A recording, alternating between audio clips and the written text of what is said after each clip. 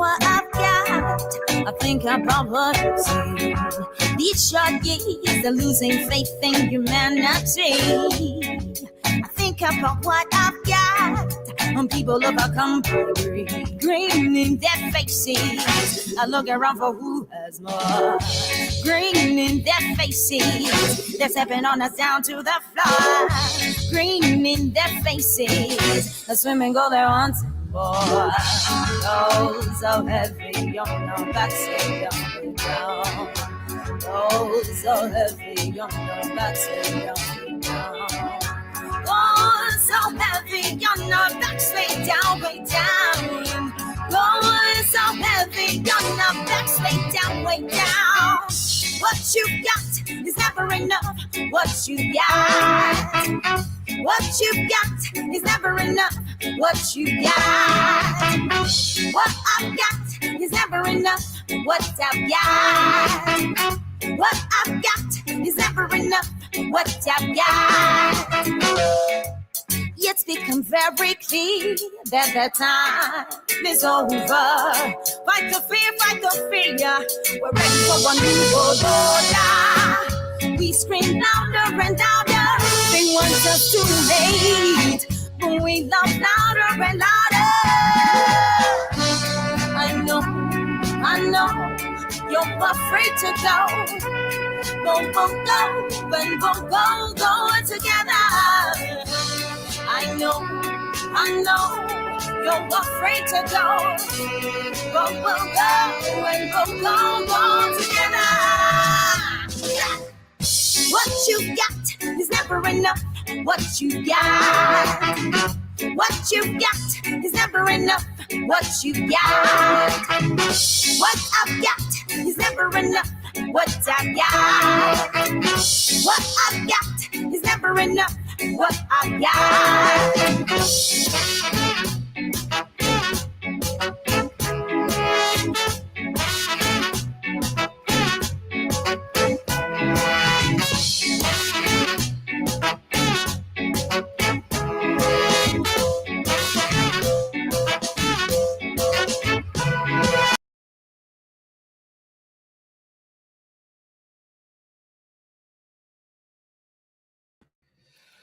What a way to begin. Hello and welcome to everyone. Thank you for joining us. If you like the sounds that you were listening to, that was courtesy of the Mozambican band Granma, who have been actually getting into quite a lot of trouble recently. I'm sure if you listened attentively to the lyrics, you can imagine why. Hopefully we won't get into trouble by acknowledging that, but I think quite a way to begin this all-important panel that will discuss Mozambique and the politics of popular uprising.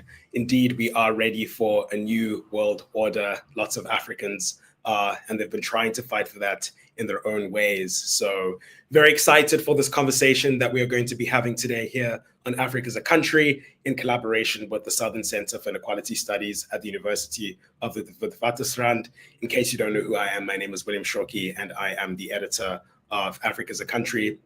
And I'm proud that we are organizing this important conversation. If you need to refresh your memory on why we're talking about Mozambique and why we're talking about the politics of popular uprising, on October the 9th, Mozambicans cast their ballots in the general election. The National Elections Commission declared a sweeping victory for Frelimo, which has governed the country since independence in 1975. The election results upset the setup, with Podemos replacing Renamo as the leading opposition party. But Podemos leader Venâncio Mondlane rejected the results, claiming an outright victory. According to observers, the elections were marred by irregularities, including ghost voters, fake observers, ballot box stuffing, and fictitious tabulations. Under pressure, the Constitutional Court ordered the National Elections Commission to hand over the original tabulations, but the commission, which is dominated by Frelimo appointees, has been less than cooperative. In mid-December, the Constitutional Court is due to announce the final outcome. We wait in eager anticipation and with a little bit of trepidation for those results. In response to the fraudulent elections, which many people believe, as well as the subsequent murder of opposition lawyer Alvino Diaz and Podemos leader Paulo Guambe, an unprecedented wave of protest action has taken hold across the country. Heeding the call by Mondlane, hundreds of thousands of people have taken to the streets, some marching peacefully and others blocking strategic logistical arteries, including the ports and national borders. The forces of repression have responded erratically, shooting tear gas into homes and live ammunition at protesters. While the casualty count is inconclusive, thousands are estimated to have been arrested, hundreds have been shot, and at least 40 people have been killed since the protests began. We don't know what this figure is currently. As Antonio Bai of the Bloco 4 Foundation argues, the persecution of oppositional voices and the closing of political space ultimately undermines the legitimacy of the state and public trust in state institutions.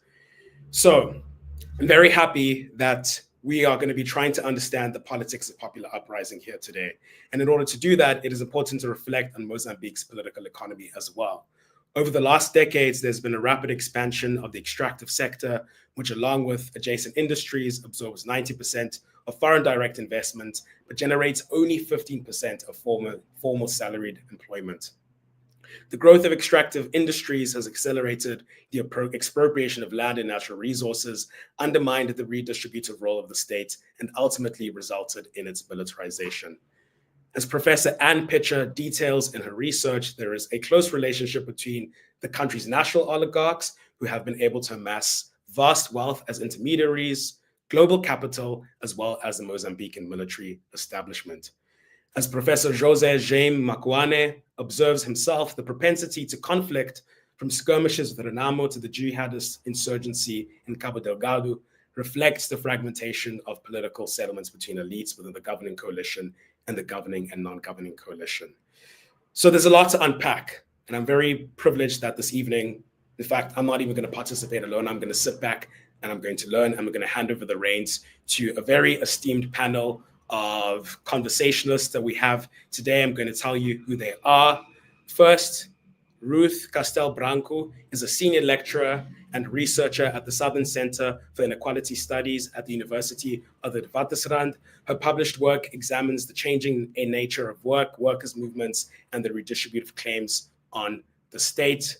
José Jaime Macuane is an associate professor of political science and public administration at the Universidade Eduardo Mondlane. His areas of interest focuses on the theory of democracy and democratization, political economy of development, and state reform. Professor Ann Pitcher is the Joel Samov Collegiate Professor of Political Science in Afro-American and African Studies at the University of Michigan. Her published work examines electoral and party politics, political economy, the distribution of public goods, and political violence in Africa.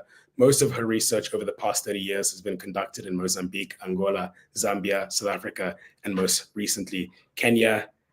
And finally, Antonio Bai is a researcher at Bloco 4 Foundation, where he transforms academic articles into animations. He has a bachelor's and master's degree in political science from the Universidade Eduardo Mondlane. He publishes on social protests and freedom of expression in Mozambique. I'm very honored to have all of you here today to help us understand what's going on and to help us come to grips with the situation. I think we can all agree it's been something that the world hasn't been paying enough attention to. And even in Southern Africa, where I am in South Africa, a lot of South Africans aren't really clued into what's happening in Mozambique, why it's happening. And so kind of think of this as this faraway place where sporadic election violence is happening. So I'm very happy that we are in your hands to guide us through this conversation. So I'm going to take a step back, but Ruth, the floor is all yours.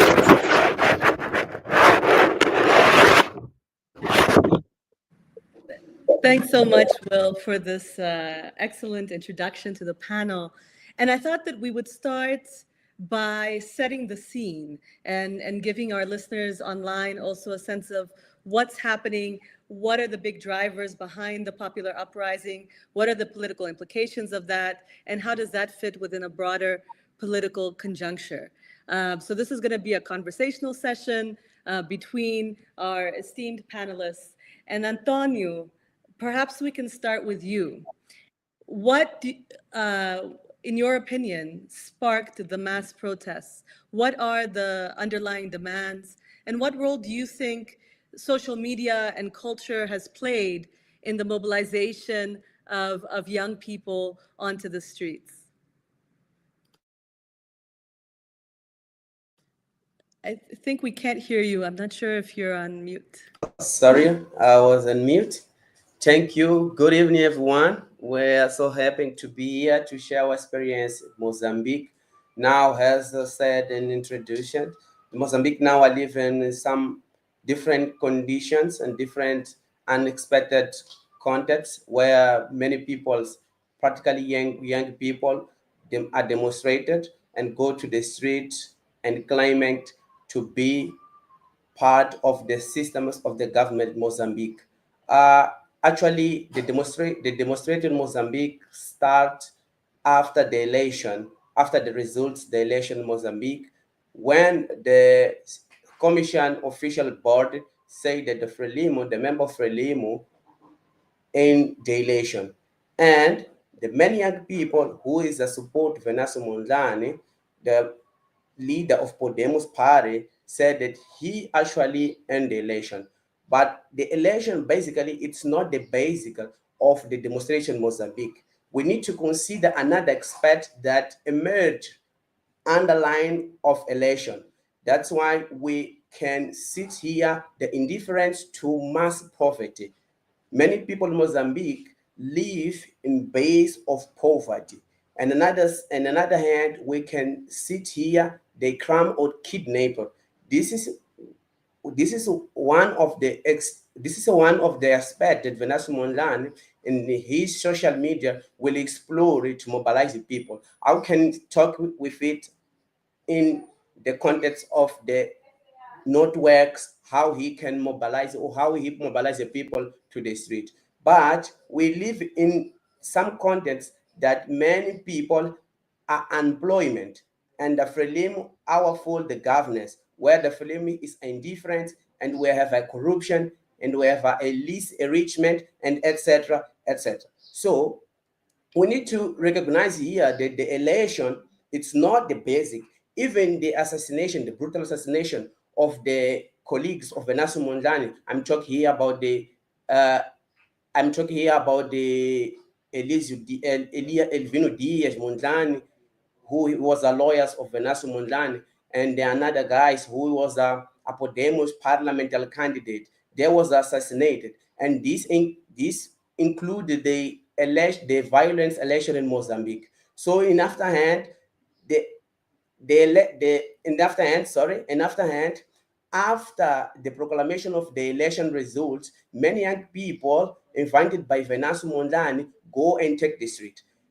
We need to underline here the importance of the social media because it's the space that Venâncio Mondlane are using until now to mobilize people to the street. For example, many people in the street calling by Venâncio and him mobilizing these guys using the different aspects that affected these people. For example, when he talking the poor people, Venâncio Mondlane, for example, talking about the unemployment, for talking about the absence of a state in the sphere of the poor people. When we're talking about the people who have a deal in Mozambique, who are negotiation, who are commerce, he's talking about the skid neighbor. And another guys, for example, we have assisted the culture of hunting and banning the situation of the Frelimo and attack some situation of the police, even another police. So, for example, this was justified because the police too, the act that they use to deal with the demonstrator on the street, it wasn't a good well. First, because the demonstrator Mozambique, it not uh, it not handed in the violence way, but they started in the pace, in the peace way. But in other hand, the government do not respond it in a good way. They just check the police on the street and shooting the manifestation, and another hand, they shooting the tea gas with the canton of gas, and they have a use another spat to spread the manifestation while they just asking, they demanding the government, the government, the indifference of mass poverty and the criminal kidnapper. So I can sit here another aspect that the governor of Mozambique have done.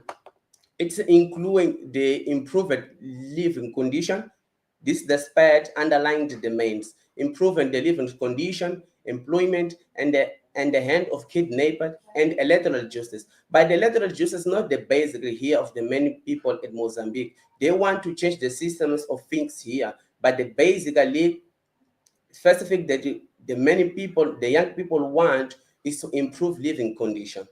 So the election process was the way that the people have found to show that they are not happy with the political system at Mozambique. So that's why they support Venâncio Mondlane now, who we can everybody here see on the social media. When he talk, he have a much more of 100 million people watching him, and in another hand sharing his videos. So this is the first aspect that Mozambique are living now, and we don't know what time it will take, because the president now, he in the same way using the social media and then sometimes television to respond to Venâncio Mondlane. And then when we analyze it, we not see that this process will taken by the process of peace, but it can take another way. We don't know how way they want to deal with it. Sorry,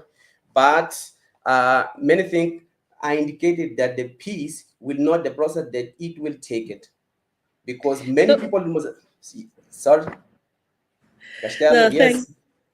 thanks. So in some ways, what you're describing is that Venâncio has been able to build a sort of cross-class alliance, appealing to various social forces, from the unemployed to wealthy businessmen or business people who are subject to kidnappings, around these demands of indignation around poverty, unemployment, police violence, kidnappings, and so on. But that in many ways, people are leveraging him also in order to advance particular political positions, and what the outcome seems a little unclear at this stage. I wanted to shift over, Jaime, to you. I mean, you've written a lot about the political settlement in the context of Mozambique. Is this a case of a breakdown of the political settlement? Are we seeing the fragmentation of coalitions, governing coalitions, both within the ruling and the opposition party? What is the significance of this particular political moment? Thank you, Ruth, for having me, William, for these initiatives, and Wits University. Well, as you suggested, I think that is a political settlement in crisis. If we recall the peace process in Mozambique, for those who are not familiar with it, in 1992, there was an agreement that set up the stage, for the multi-party politics, and Mozambique having two main players, Frelimo and Renamo, in a setting of a liberal peace process, in which the peace process, combined with market economy, democratization, was supposed not only to pacify the country, but also create ground for economic growth, maybe to some extent also development, which to some extent has been successful, if we relatively, I must say. If you look at the early 90s up to roughly the middle of the last decade, there has been a combination of high economic growth rates and at the same time poverty reduction, but eventually the picture changed, and economic growth and also poverty reduction, economic growth decreased and poverty increased. But one particular element here is that you had an agreement between two parties, Frelimo and Renamo, which to some extent managed to, through formal rules, obviously, because of the representativeness of both parties in many in the most important decision-making arenas, the parliament, and also in some parts, in some branches of the judiciary, specifically the Constitutional Council, which actually acts like a court, managed to have a system of power sharing.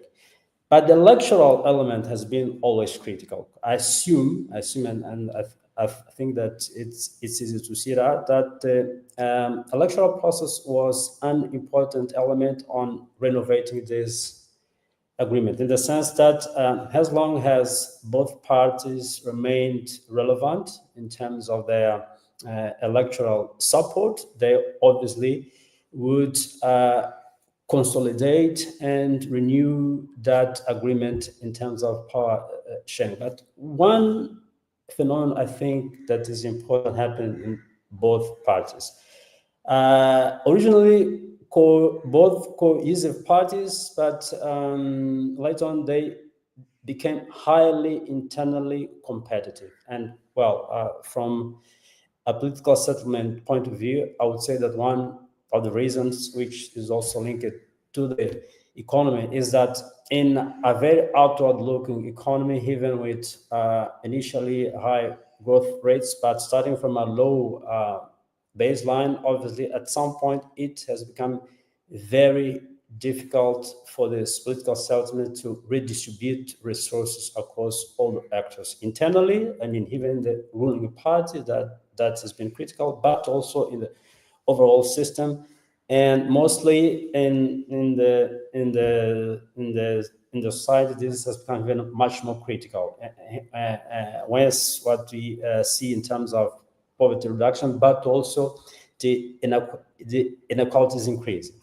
What basically happened in the ruling party is that intra-party competition, I think that is stimulated a much more inwards looking, to the extent that the ruling party was not concerned in being accountable and responsible to the society. Obviously, that would have a kind of an electoral cost, and it was managed to have a system which could manipulate elections, and through informal agreements, the biggest adversary, for example, of the ruling party, which is Renamo, could be basically accommodated through extra institutional agreements, even if there were electoral frauds.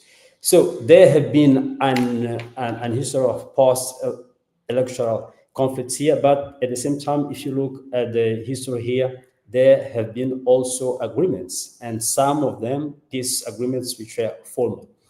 What I think that has happened lately is that the alienated society has realized that the parties were in a profound crisis from a democracy and democratic point of view. What I mean by that is that in that system, the society, the voters, the citizens were not key actors. Okay, they were excluded from this agreement. It's highly elitist agreement, and I think that at some point, those voters realized that even casting a vote to hold accountable an inefficient government didn't work, and they have drifted to a kind of anti-systemic voters, and that's why I believe that huge support that Venâncio Mondlane, he has been in some part of his history in the mainstream politics, a member of MDM party, a member of Renamo party. But I believe that he might have sensed that there was a huge part of the electorate that has been alienated, and that would welcome a kind of an anti-establishment candidate. And so that's what happened as we saw in the latest elections. And I think that the system again thought that it could activate the very same methods that have been prevalent in the last 30 years, meaning that you have an accountable system, you go to elections, voters cast their votes, they try to hold the main parties accountable, and at the end there is an agreement, an institutional agreement, and this time they didn't accept it. And that's why I think we have all this process. Is not only about elections, is about a strong statement against a possible or political settlement, in the sense that voters are sending a strong signal that they do not agree and specifically they do not agree with a kind of disenfranchisement that has been for the last 30 years, in the sense that their votes are counted but they do not count. And they are holding the two main parties to some extent. This obviously is a process that I think that it would take longer here to explain it, how it is, but basically I think that there is a kind of an anti-establishment and a strong signal that the voters perceive that the current settlement is putting them aside, it's excluding them, and protesting is not protesting for electoral justice, but it's protesting against the current political settlement and demanding for changes. Thanks so much, Jaime. Anne, you've written a lot about the transformations within the establishment and its entanglements with business interests that for human rights. You've been doing from your work in the 90s on transformative preservation to your more contemporary research. So how do you see kind of this rupture in political settlements fitting into sort of the broader global political conjuncture? Well, I think we're living in a period of heightened international kleptocracy, meaning that at the global level, we have many authoritarian, but also some democratic governments that are either actively colluding with international capital, or they are directly involved in economic undertakings in order to gain wealth. We've seen this in South Africa. We see this in places like Azerbaijan, parts of Asia, many places in Africa. And we also see this in the case of China and Russia, and increasingly in the U.S. And these governments and government officials rely on law firms and accountants and bankers based in London, Lisbon, New York, to move their money around, to buy property, to hide assets in tax havens that are located in Mauritius or the Cayman Islands or Jersey. And Mozambique is increasingly a part of that. Mozambique is an incredibly wealthy country. Most of it's in the ground or in the water, but they have minerals, they have gemstones, they have gas, they have access to all kinds of energy sources. And I think a lot of countries don't realize this about Mozambique, that the extent of the unrealized wealth that country has. And I think that because of this global framework of kleptocracy, of collusion between governments and business to gain wealth, you're not going to see a lot of condemnation of what's going on in Mozambique with regard to election fraud, election-related violence, and protests against inequality, because countries like Brazil and China that have invested in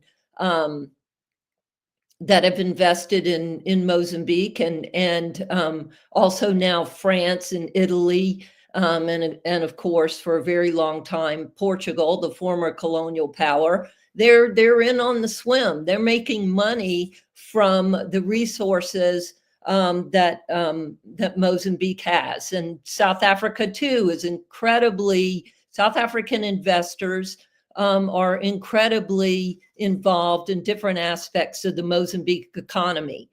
So you're not going to hear a bunch of condemnation because they're aligned with domestic Mozambican investors who are involved in these businesses, and many of those Mozambican investors are from the Frelimo party or linked directly to the Frelimo party. Frelimo, as many people know, used to be a socialist party, but in the early 1990s, partly as a result of the political settlement that followed the end of the conflict in 1992, they began to privatize state firms to open up the economy to foreign investors, to be more export oriented. And at that time, many high-ranking members of the ruling party got involved in different businesses, and they did so along with international capital like Jim Fields, which has a lot of South African presence. And I think a critically overlooked point about this movement from politics into business by members of the Frelimo party is that it included a lot of military officials. A lot of high-ranking military officials are investors or directors or CEOs in companies throughout Mozambique. I have a data set that I've put together with Celso Mondlane, who's Mozambican, and he's a professor at the University of Witwatersrand. And we have identified about 50 high-ranking, retired, or currently active military officials who are involved in the Mozambican economy. When you have that kind of alliance between the security forces and the political party, they are going to defend that. Of course, there are factions within Frelimo, but as Jose said, there's an intra-party competition, but the party itself knows that they need to maintain this political settlement in order to maintain access to wealth. So I think that's why you've seen such a strong reaction to the protests. Thanks so much, Anne. I wanted to maybe start, put a question back to you, and then we can kind of go back to Jaime and Antonio. What role, within this political crisis, what role do you think these global players that you've just outlined, what role do they have, or what leverage do they have on influencing the kinds of political options on the table? So if I can respond, I think a lot of these global players want, most of all, they want the situation to be stable enough so their assets in Mozambique can be protected, and so that they can continue to realize profits from their investments. And stability, I think in this instance, means maintaining the ruling party in power, perhaps encouraging them to make a few compromises with the protesters, but certainly not to get in a situation where they collapse. And I don't see that happening. I don't see, scholars talk about including the military in a way so that you protect yourself against coups. They refer to that as coup proofing.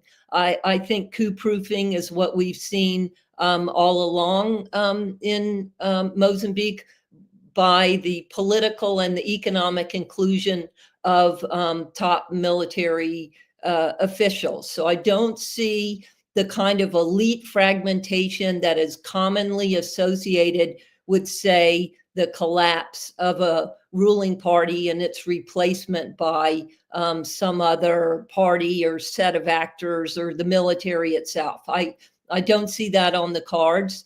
But I'm curious to know what other people think.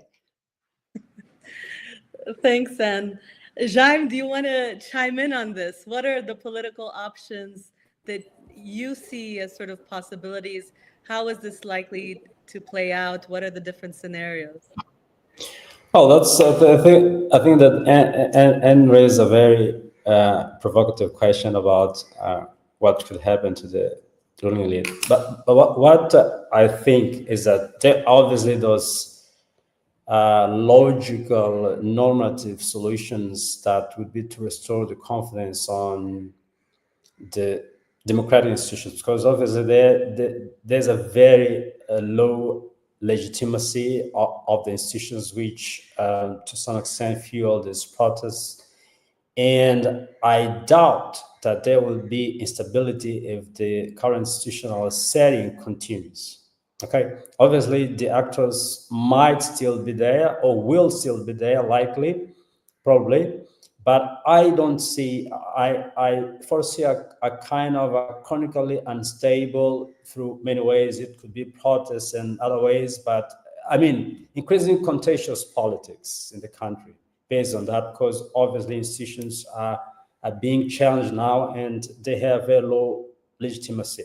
But I think that there is a very interesting thing, which to some extent is related to what Annie said, is that if you look at the main parties, there might be slight differences in terms of regional strongholds, but they are to some extent have a kind of a cross-cutting cleavages. I mean, you have they're multi-ethnic. They're well, I couldn't say about class, because class here is very complicated to use that concept of class in the case of Mozambique. But I would say that it to some extent they have multiple, I mean, identities, cleavages, meaning that there is a reasonable level of pluralism in the parties that to some extent has been maintained even in a context of crisis. What I mean by that, even if you for example look at, as you already mentioned, if you look at the support base of Venâncio now, as you mentioned, you have all kinds of people there, mid class, poor, urban straight up. Probably also you have rural groups. You know, it's a very pluralist, and I think that this solution might be there, is that you do not have a kind of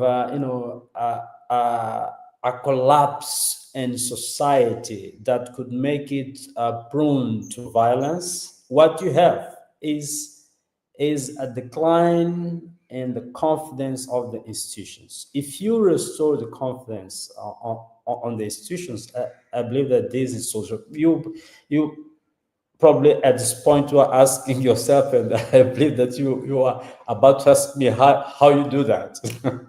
I would say that traditional, you could say, repeat the elections.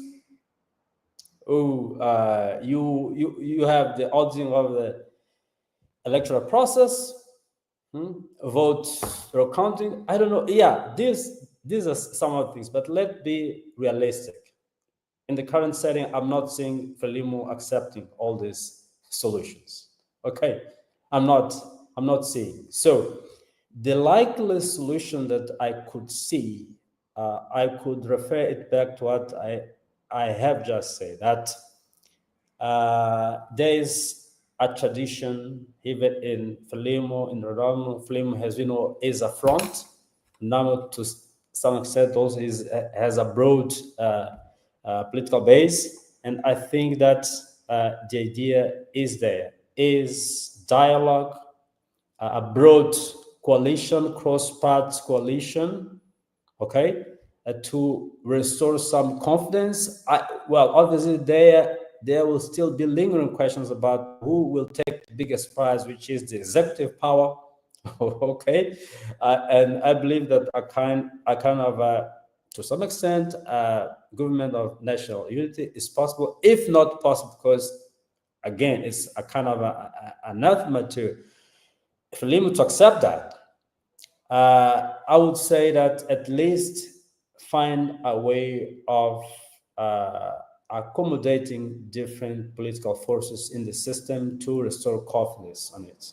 I think that this is important. While obviously it is being prepared, obviously there is needed a process of institutional rebuilding in the country to restore that confidence. But in the short term, I think that it's necessary to signal that we need a broad coalition in the society as a kind of a transitional element, which might range from a government of national unity or another kind of having multi-actors, because also the moment demands a kind of institutional and political innovation as well, because it's an odd moment. So we cannot keep on expecting the same things, doing the same things. That's trivial, that idea. Widely cited, to do the same things and expect different results. So I think that a lot of political innovation, political courage, which must be followed by institutional innovation, is very important as a solution to this matter. One point that I would like to underline here is that let's use the history of having the main political forces with a broad coalition. I think that's a very good starting point, and this is repeated even in this case of an anti-establishment candidate who is also to some extent becoming anti-systemic.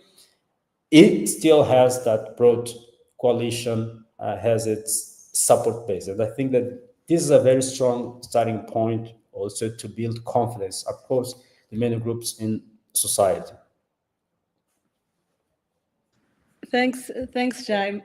It sounds like there's a bit of a tension where, on the one hand, many of you mentioned that, in fact, this popular uprising isn't really about just the elections. It's about deeper frustrations, and that in some ways, Venâncio Mondlane is a vessel for those as part of kind of waging an anti-establishment struggle that's been able to bring together lots of different people from walks of life.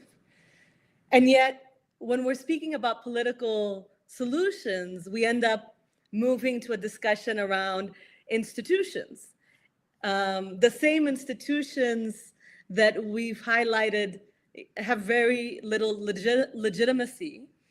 And so I guess my question to Antonio is, do you think that a sort of building of how do you build institutional legitimacy in a context where the establishment, as Anne mentioned, is deeply intertwined with multinational capital, military, various levels of violence? Is it possible to actually build that kind of institutional legitimacy, and what would be required? Is it simply about repeating the elections, government of national unity, and reaching some kind of consensus? Or is there something else that's required that's about politics, though not necessarily about political parties, in order to respond to the grievances of those who have taken to the streets?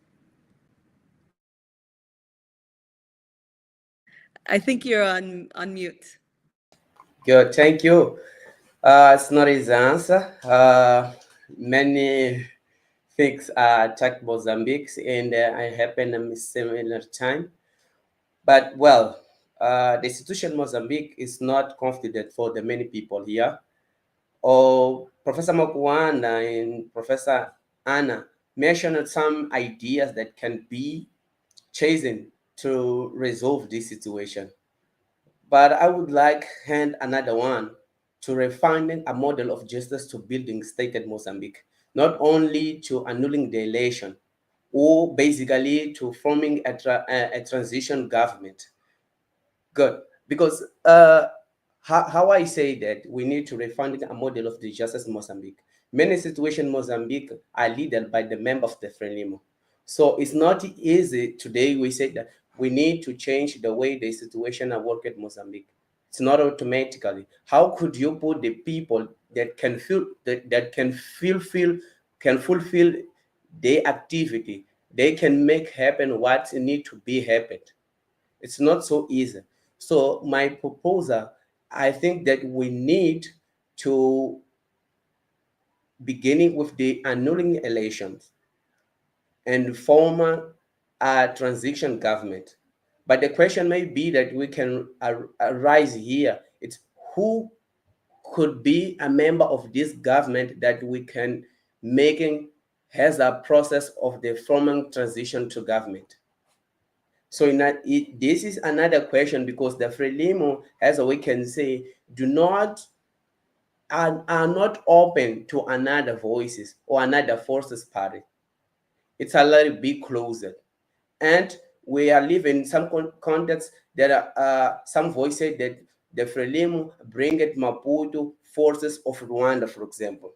How could we build in these conditions? So it's not so easy to find a way that can solve it.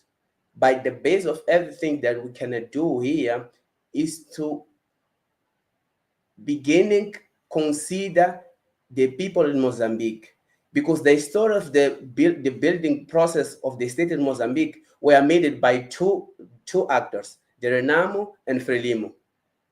And the crowd or the people were put outside in this process. So now we have these people now climbing with Venâncio Mondlane that we need something. We need that anybody here have an inequality ways to find the way to survive in Mozambique. So how could we do it, or dealing with this situation? It's not so easy, because everywhere, for example, where you go in Mozambique, every situation are led by member Frelimo. For example, electoral commission body, many people are indicated by Frelimo. First, in this condition, for example, we need to choose a model that the people are elected only to be assisted in some context of election, and after the election result, they dissolve the commissioner letters. So in this type of situation that we have now, where people have houses, I have a right of car and many benefits, it's not so easy, because easily the Frelimo can capture them or other party can do it. So we need to start or to reform or rethink a model that the situation just only work in some context, and after this work are done, they dissolve the organization, the situation. I think that my idea is it, not have a situation like commission body that people have a mandate to for 5 years. It's not so ecological to do in this way. Jaime or Anne, I don't know if you want to weigh in on that last question. Well, I do. I mean, I do think one start would be to make the National Elections Commission nonpartisan. A number of countries have created completely independent commissions that have worked well, and I think that would be a start. Another possible solution, or at least a change, a reform that people might look on favorably, is to make it very clear that the sovereign wealth fund that Mozambique has created will be used as it's used in Norway to support development projects, to invest in education, to provide more services in rural areas and in urban areas. And then I think the last thing if I'm thinking strategically as a political party, I think you've got to figure out what happened in Maputo, because Maputo and Matola have consistently voted for Frelimo, and now they've turned against them. So they've got to figure out what that's about. And I agree that it's largely about the lack of employment and the very low wages that those who are employed get, and the fact that when you're in Maputo and Matola, you can see that that somebody in the country has a lot of money.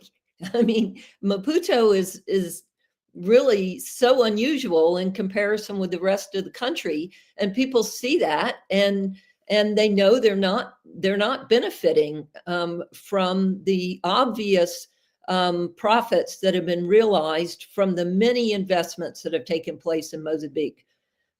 So if I were thinking like a ruling party, I would say, make some institutions more legitimate, and then figure out what's going on in your capital.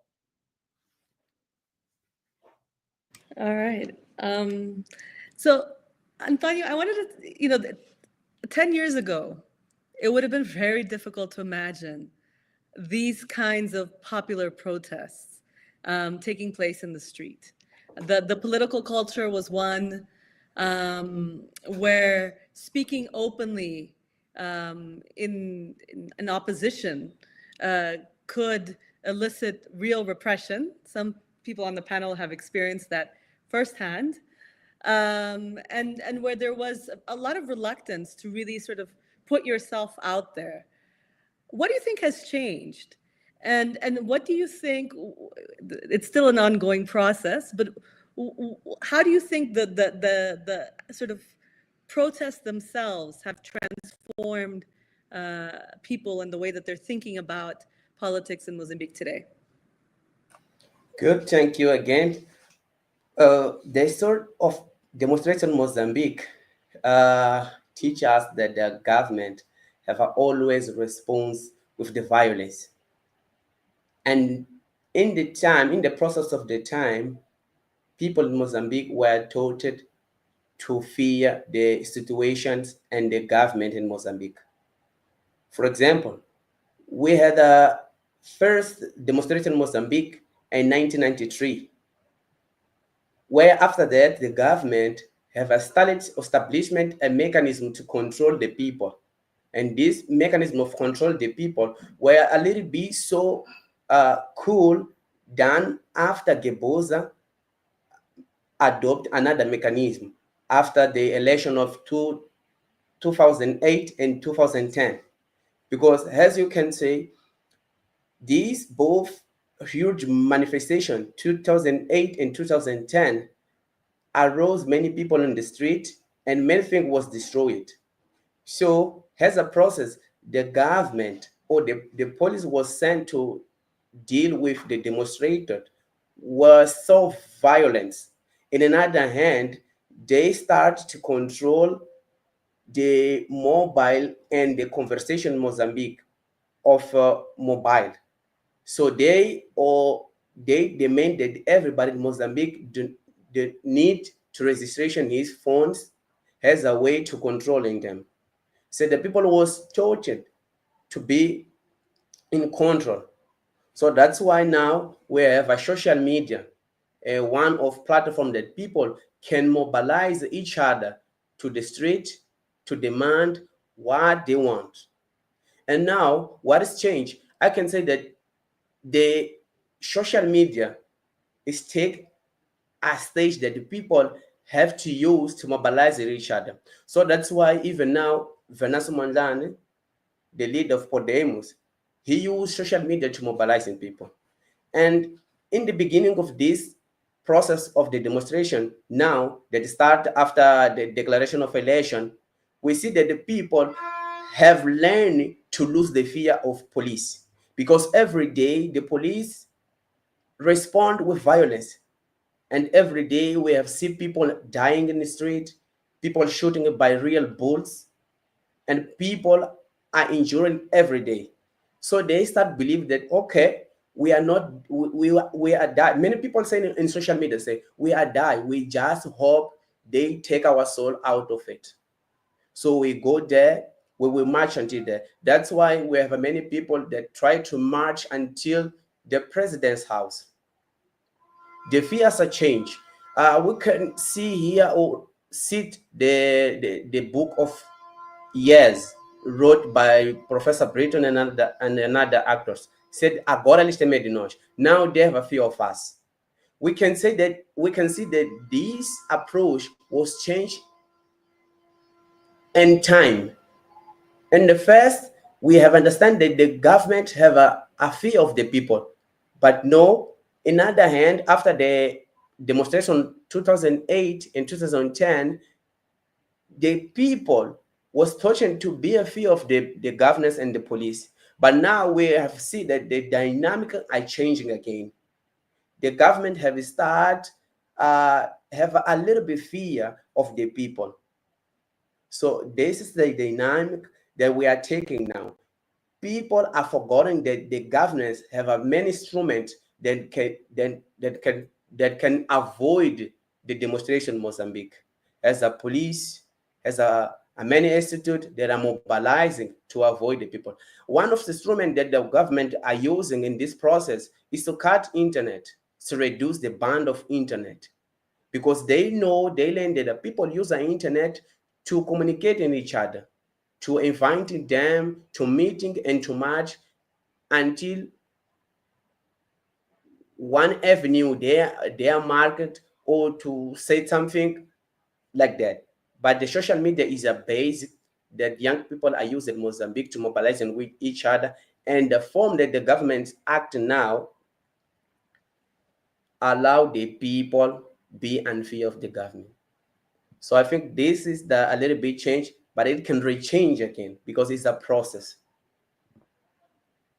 And do you see, Antonio and others, if you want to chime in, do you see a kind of articulation of some kind of political vision in the process of protesting? We've seen a real diversity of tactics being used, from banging on pots and pans to blocking roads and other key arteries, to marching to symbolic locations. I mean, we've seen a real range of ever-changing tactics. But in those tactics, is there a discussion about what an alternative might actually look like? Or is it simply consumed by the desire to remove Frelimo from power, or to call for new elections, or to protect the vote? What is happening, I guess, in the process of struggle itself? Well, if I may say something about that, I think that this is a critical point, and I would like to link to one of the questions that was raised in the comments about there is any possibility of color revolution, as the person is saying, or some kind of Arab thing. I would say that I hope there is not such kind of Arab Spring revolution, because you know how it ended, right? It didn't end in democracy. When we see the examples, Tunisia, Egypt, and it didn't end in democracy. Yemen was crashed and those kinds of things. So it's these are the things that we shouldn't long for. But Ruth, you raise a very important question, because one of the points, one conspicuous element is the absence in this process, is the absence of a clear. What comes next? Obviously, there are multiple ideas. Venâncio has ideas, but one thing is political leader to say his ideas. The other thing is to articulate the various interests, even in a possibility that this process is successful from the perspective of Venâncio and his followers. Obviously, it will not be a winner-take-all exercise. Okay, and what is here conspicuous here is that there is an assumption that if Venâncio is successful, all his projects will be implemented as such. But I don't see any kind of a debate, involving all these multiple actors that are on the streets and also supporting change of what it means in practice, what it means in terms of articulating various interests, demands, aspirations into a national project, into an institutional project that is not only based on the ideas of an electoral platform of a leader that actually has not a party. It's mostly himself and a group of supporters, but he doesn't have necessarily a structure that, at least a visible one, that supports it. But let me say that this, the realization of that is a gap, is leading multiple groups of civil society coming out with ideas on how, to rethink the institutions, to rethink the state, and finding a way to stabilize the country. There are multiple, and even some groups have developed a strategy for the last 25 years, like the previous agenda 2025, for example. At least I know of some that in some I've been involved in, and I know of the existence of others. But what I also noticed is that there is some reluctance and sometimes a kind of opposition, even from the traditional parties and even from the so-called Venâncio supporters, to consider those ideas. So what I see here also, and I think that this is a real risk, is that there's some kind of radicalization to some extent. Okay, there is a need of change, which probably would have widespread support, but there is also a sense of ownership here. But ownership without necessarily a vision. Ownership of, if this process of pressure for change succeeds, there is implicitly one project that should prevail. But politics is not like that, as we know. I think that there is also a need of looking. I'm not saying that that, but since there is not, a central vision or a way of conveying clear message of what would be if. So there is that sense that the different actors are not open to other actors' ideas. Okay, and mostly those who have, they have a sense that they will probably prevail, or at least they will be taken into account if a negotiation of what will be the next settlement takes place. So I think that it's not clear. In some, it's not clear what will come next. There are multiple ideas, but at the same time, there's a kind of an implicit and sometimes explicit tension and suspicions about other groups' ideas. And I think that one thing that is important to follow here is of all these multiple actors to sit down and discuss ideas of the future of the country, which also include the main parties, BDM, Frelimo, Renamo, MDM, and even those that are not in the parliament now. Thanks so much. And I think you raised this question about sort of what about the existing political institutions, the oppositional parties, the civil society organizations, where do they stand, and or have they has the mobilization around Venâncio as an individual ended up silencing the institutions that can actually carry forward an alternative agenda? And I want here to draw, connecting to Mariliu's question, is a point by Isabel Casimiro, that of course Venâncio is not technically Podemos' president, Forquilha is. And so you have here a sort of inconvenient marriage between a leader without a party and a party without a leader. So that is acting in some ways independently. So what does that mean in terms of kind of the institutions and the way forward?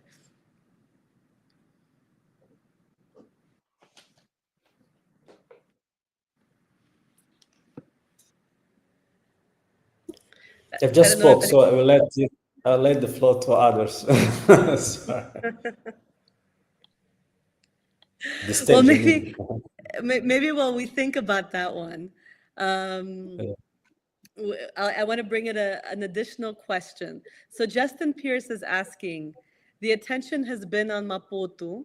Does anyone have insights into whether Venâncio Mondlane really replaced Renamo or MDM as the preferred alternative north of the Rio Save, so in central and northern Mozambique?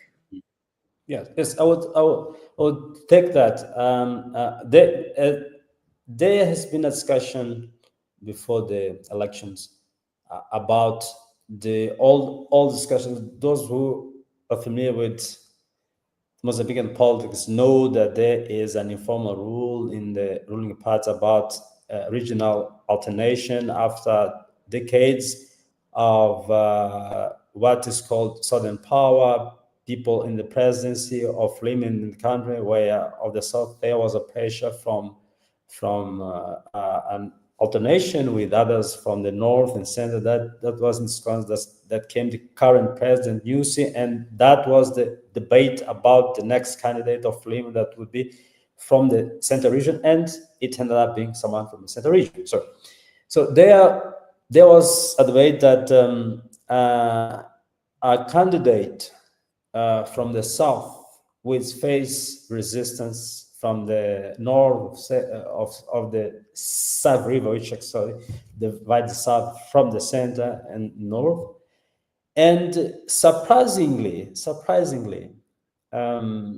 Venâncio had a substantial support in the center and the northern Save. My take on that is that while ethnicity might be a very important element in electoral politics, it might not be necessarily such a strong cleavage.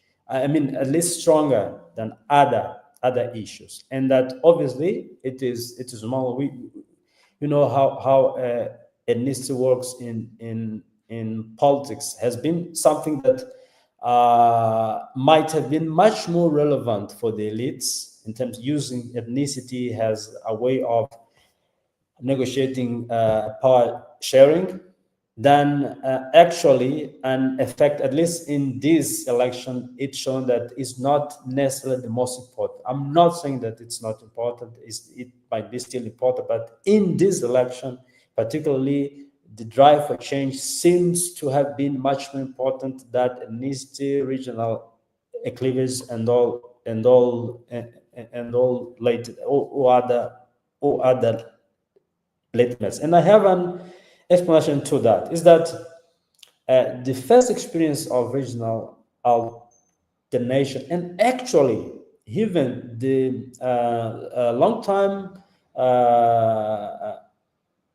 domination of the southern elite in national politics did not necessarily result in tangible benefits for the regional population and system.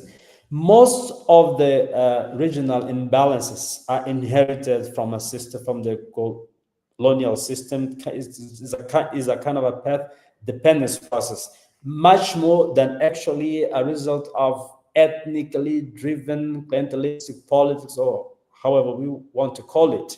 So that's why I think that this of the regional alternation and ethnic alternation might not have had necessarily much appeal in the ordinary citizens, and which and responding to Justin's question, well, this is obviously we only will have a clear vision after multiple elections, or at least two, to see the trend here.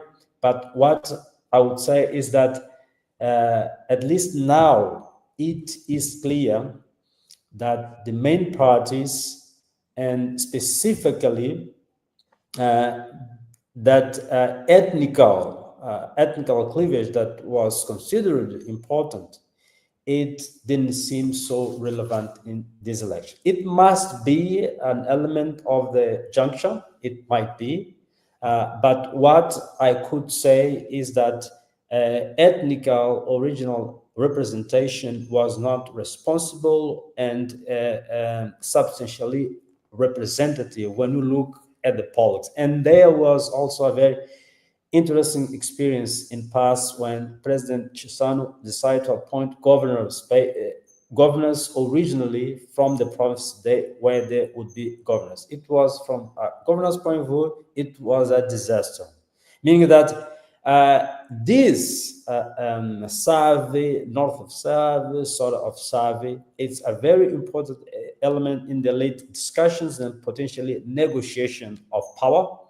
But I still doubt that this is relevant for the broader electorate. So I think that maybe in the next election, but in this election particularly, I think that the appeal for real change in terms of responsiveness of concrete needs seems to be much more important than regional and ethnical cleavages. Great, thanks. President Nyusi recently gathered some members of the opposition parties together. He's followed that up with an invitation for a dialogue sent to Venâncio Mondlane. Isabel Casimiro says, how do you see that invitation, given that the police has also lodged a case against him? Is this a trap? We also have Bayanu Vali saying the President Nyusi invited Venâncio Mondlane to a dialogue, and Venâncio Mondlane has agreed to attend. And Natalia Bueno asks, could you please talk about the invitation to the dialogue and its implications? So I don't know if anyone wants to chime in first.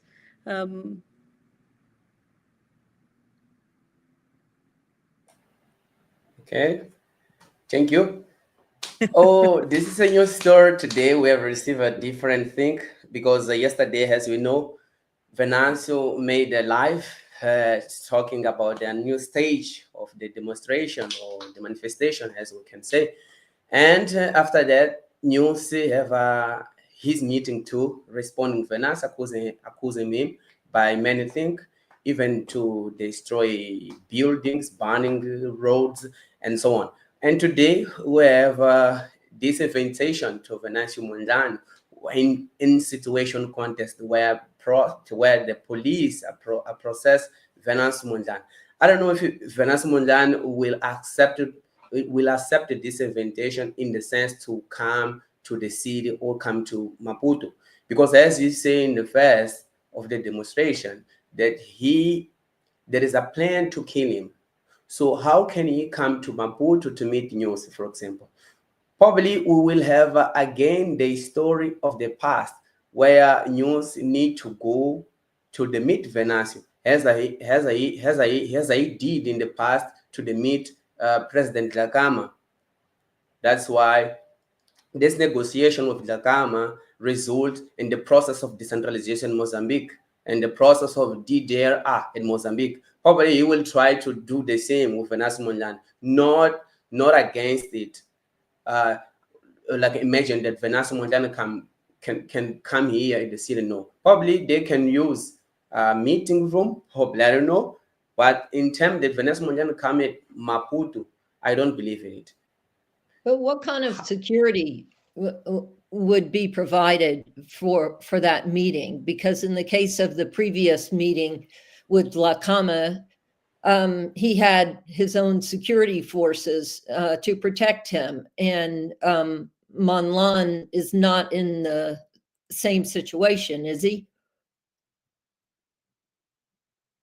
Indeed, Mondlane is not in the same situation, but so that's why Mondlane will not meet a news, in my point of view, at Maputo. Yeah, and what country could guarantee that? I mean, is South Africa interested in providing that kind of security and acting as a mediator? I don't believe that South Africa is a good field to have a meeting with news, because we have received some news that said that Venâncio was attempted to assassinate Venâncio Mondlane. So it's the same thing. South Africa and Maputo is not a good field to Venâncio Mondlane have a meeting with President Nyusi. Probably the meeting will beginning in and not work in this online way.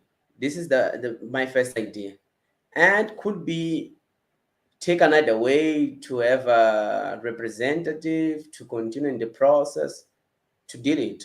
But it will not be so easy, because Venâncio, he show us in somehow that he want be president. So this is another condition. Venâncio Mondlane is not only free the Mozambican people to the Frelimo government to reinvent the state only.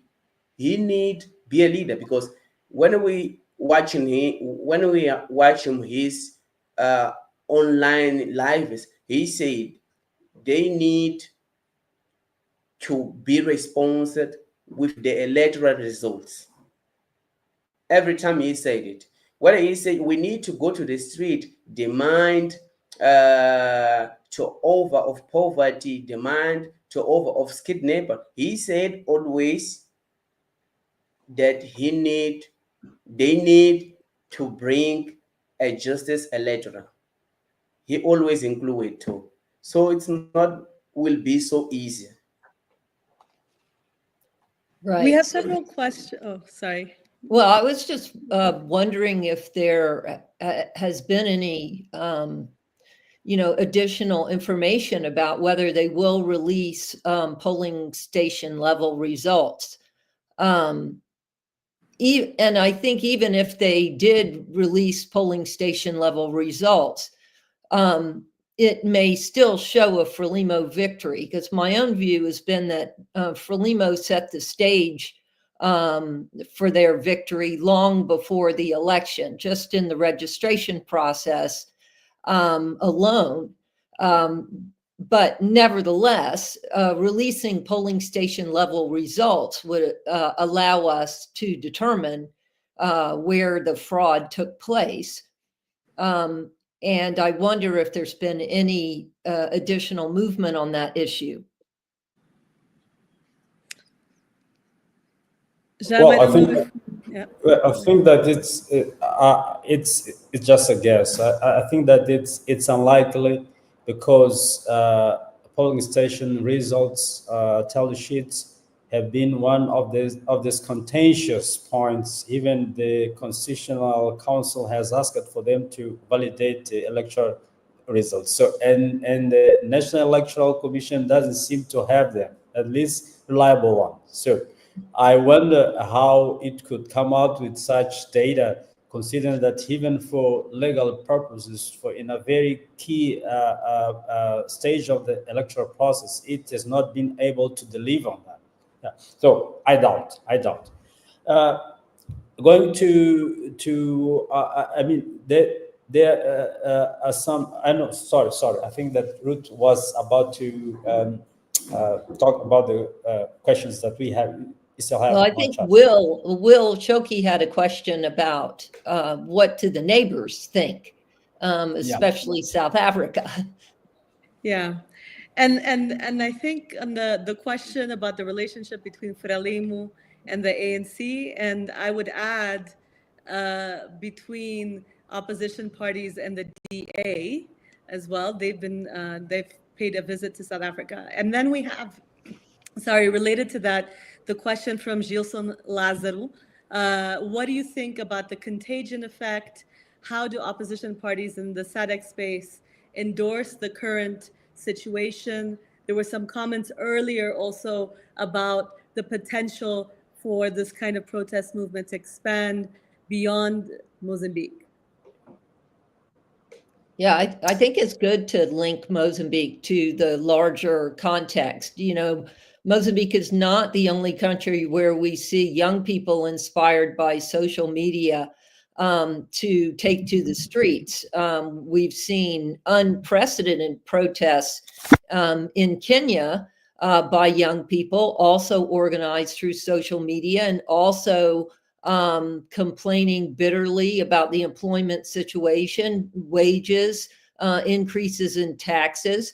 So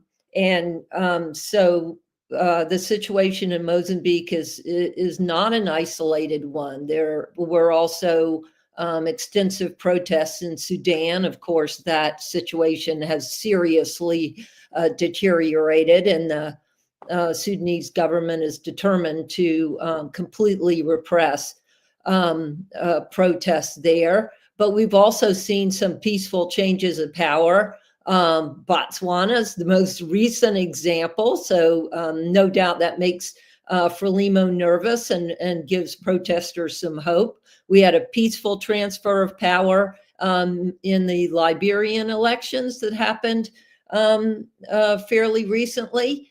Of course, we also see some cases of ruling parties acting in a similar manner to Frelimo, like in Zimbabwe. So I can imagine that opposition parties in Zimbabwe are studying carefully how the movement has gone in Mozambique, and I would hope that protesters in Mozambique are in conversation with opposition movements in places like Zimbabwe and Kenya that have had some reversals as well as some successes with regard to their demands.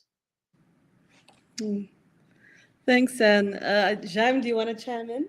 Yeah. Well, in the contagion effect, I think that there is a potential, at least in countries like Angola. You see how close Mozambique is to Angola historically, and same patterns of ruling party, and you can see also how this is resonating in Angola, because in the social media there's been, Angolans have paid attention to the process, but this is not by accident. Angolans normally follow Mozambican politics, even what happened in the respective, in the ruling party here, because there are many similars. Obviously, there are also difference. So if I would have to point out to a country where there could be a potential contagion effect, I would see, for example, Angola has a likely country. To some extent, Zimbabwe, but not that much, I would say. But Angola probably could be here in the region. Okay, thanks. And Antonio, I don't know if you have a few words in relation to the regional dimensions.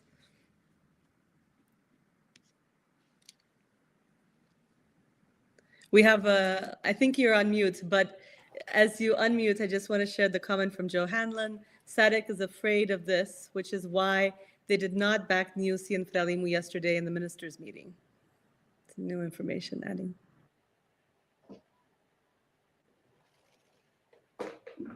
Okay. I want to say that I share the same point with Professor Makwana and Professor Han. But as Professor Makwana underlined here, Angola is the same type of context of Mozambique. That's why many people say that here that Frelimo, for example, is the Empelia of Angola, and Empelia is Frelimo of Mozambique. So, and somehow, even the way that this demonstration are taken, this manifestation taken, has a practice of beating pots, shouting in the night, is a similarity in the context of Angola. It's the same thing. That's why Venâncio Mondlane are trying to explore another context as a honking on the street. At South Africa, we have a little bit the difference in the parties. The opposition parties, South Africa, for example, EFF, it's not have a same way with the Podemos party or the ideology of Venâncio Mondlane or the ideology of Empelia. So Mozambique is more linked with the case of Angola. It's a little bit so more far with the case of Zimbabwe. I would like to underline it because Zimbabwe is a typical way. Even today, Zimbabwe, it even take the same story of the Mozambique or Angola take it. But now we have seen that the Mozambique and Angola take the same way. That's why the part of opposition of this country have some ideology. But here we need to remind that Venâncio Mondlane has just a representative, as a president. It's not basically who are leading Podemos. So that's why he could lose some control, probably, because he is not a leader of the Podemos, actually. So that's why when he mobilizing people to go to the street, the leader of Podemos said another information that the people need to work. Okay, so it's a little bit in this way. Thanks so much. So, I think we've been together for about an hour and 25 minutes. I'll turn it over for very last minute thoughts from our panelists. But it seems that sort of in the immediate term, there is a pressure to have some kind of forensic exercise to try to unearth what exactly the ballot count was, that this exercise is unlikely to be successful because so many of the ballots have been destroyed and disposed of. And so then you have sort of the demands around either some kind of new elections that are called or negotiations that ultimately lead to some form of government of national unity. Nyusi has called for this dialogue, which for some might show that there's increased interest in actually coming to a solution. But I think, as was raised right at the beginning of the session, Podemos, and specifically Venâncio Mondlane, seem less inclined to backdoor dealings than Renamo has been in the past, in part because those have undermined the very legitimacy of Renamo. And of course, we also see, as Joe Hanlon said in the comments, a protest movement of a dimension that probably no one expected. And yet, that also means that there's not a clear articulation of the political vision, and there's deep fissures underlying that extend beyond the issues of the election, such as unemployment, growing inequality, the sort of power relations and exposure of violence. And so that the kind of, going back to our initial discussion, the institutional legitimacy that will be required, can we actually achieve that given the current situation? So just very quick thoughts from our panelists, final conclusions before we close the webinar. And should we start with you?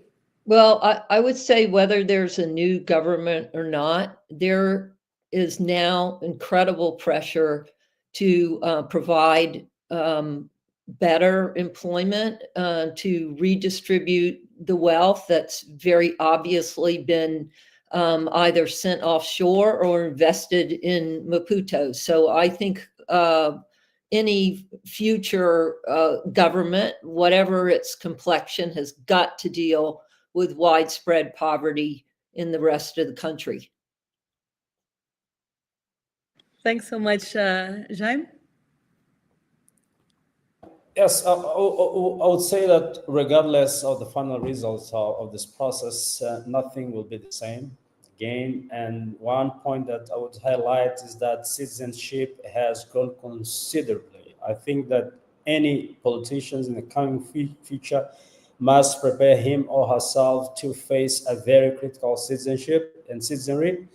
And I think that that will be the normal politics for the time being, even if there is repression. It is remarkable how even under heavy repression, people stood their ground and they faced the regime. I'm not seeing this receding.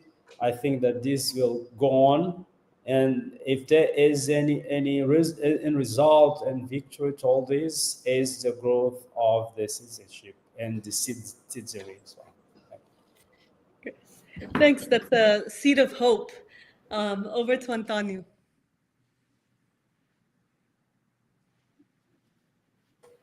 Okay, thank you again. For myself, I think that we need to continue to watch what it will be. Probably we can make a consistent analysis, actually. So, but the result that we have is that Frelimo will not be the same as in the past. Many things will change. So now it's just to continue watching the process and hope to build a good analysis of the whole process. But it will not be not easy. So this is my point of view now. Thanks, Antonio. So we've reached the end of the webinar. I'd like to turn it over to Will from Africa's a Country. Will, thank you so much for creating this platform for conversation. We have so many other questions in the chat that have been left unanswered, but hopefully others can comment on them. Over to you. I mean, I would also like to give you an opportunity, Ruth. You've done a stellar job of chairing and guiding the conversation, but I want to give you the floor also to share your thoughts on what you think might happen and what this moment demands. It's only fair to put me in the hot seat, right? Exactly. I think for me, what I'm interested in is how to build on the energy, on the mobilization that has happened in the streets to actually move towards a progressive political project that can respond to the demands that people are raising. And I think right now, whether that will come out of this initial process of negotiation is very unclear, because I think as Joe Hanlon said in the post, the kind of institutional basis and debates for that to happen are actually quite weak. The sort of movement has coalesced around an individual, a figure, and a figure that has built a very broad umbrella, but how he will actually be able to respond to, in effect, the promises that he's promised, I think is still very unclear. But I am an optimist. And so as an optimist, I think this is an amazing opportunity for those of us that have been involved in civil society for years to really think about how to make a relevant input into the political process in a way that moves us in a progressive direction that can respond to the demands on the ground. Pessimism of the intellect and optimism of the will, right? I think, I'm going to abuse my position as producer of this conversation and before we close. And it seems to me that two cliches are relevant here. The first is that overquoted Mark's line, but always relevant Mark's line, that people make their own history, but they do so in circumstances not of their own choosing. And just listening to all of you and all of your reflections and seeing the conversation that has been happening in the chat, it does seem that this was a kind of bolt from the blue. And as you say, it's going to be very difficult to see where it goes, but I think it is an opening, and I think certainly the political landscape, not only in Mozambique, but you're seeing it all across Southern Africa, has been irrevocably transformed. The second cliche is to bring back Gramsci, is the old is dying, but the new struggling to be born. And you see this dynamic across all of Southern Africa, where former parties of liberation are coming undone. They're losing their hegemony. They're losing their legitimacy, whether it's the ANC, whether it's Frelimo, whether it's the BPD in Botswana. And so that process is happening, but as the old is dying and the new is struggling to be born, there are all of these morbid symptoms, and it's hard to see what might emerge to challenge that national liberation hegemony. And a lot of the alternatives are often expressions of that national liberation hegemony. So in South Africa, whether it's the MK party or the EFF, that's an offshoot of the ANC. Someone could make the argument that Venâncio Mondlane, being a former Frelimo cadre himself, is an offshoot and product of Frelimo. And so to what extent is what he's offering an alternative to that? The question remains open, but I think there's, as you guys have said, there's lots of reasons to be hopeful. We'll see what transpires, but I want to, on behalf of Africa as a country, thank all of you, to Ruth, to Anne, to Antonio, and to Jaime for your stellar insights. I think it's been a really informative discussion. I want to thank everyone in the chat who've been contributing their own insights, their own questions, and their own observations. We really appreciate it. I want to thank the Southern Center for Inequality Studies at the University of Witwatersrand, who have co-hosted this conversation as well. And do make sure to head over to africaisacountry.com, where you can find new Pan-African and progressive writing on politics, culture, economics, and history. We've published a lot of articles on Mozambique recently. Ruth has contributed one. Marilio, who was in the conversation earlier, also contributed one. Natalia as well, and we'll publish many more. So thank you everyone for joining this evening. We appreciate all of your insights and your conversations, and we look forward to seeing you at the next gathering. Goodbye. Thank you for having